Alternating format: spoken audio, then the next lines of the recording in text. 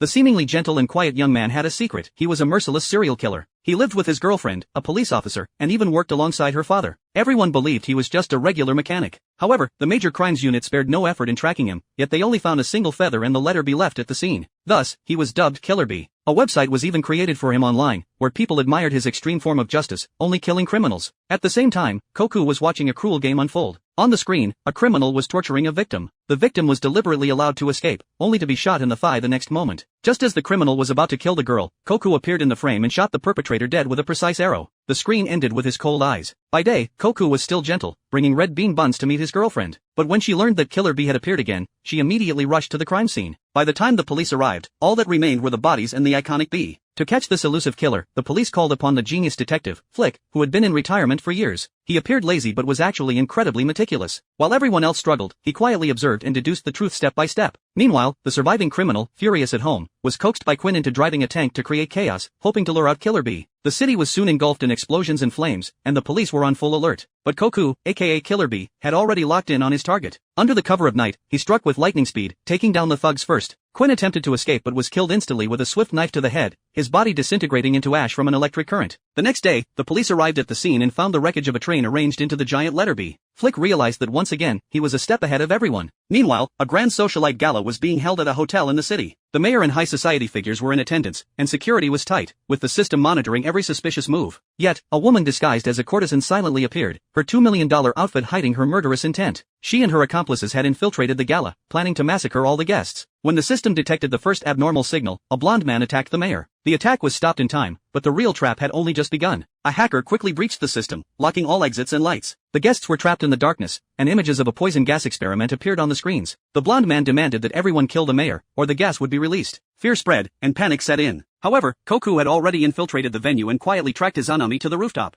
Izanami smiled confidently, pulling out a grenade from her skirt, ready for a mutual destruction. Koku threw a knife, but it accidentally hit the skateboard device Izanami had prepared in advance. She immediately jumped off the building, knowing that Koku had been lured out. All preparations were now useless, the hacker was killed, and the hotel was soon engulfed in poison gas, causing guests to collapse from just a single breath. Flick witnessed everything but realized that the gala was just the beginning of a deeper conspiracy. The poison gas was merely a distraction. The real target was someone else.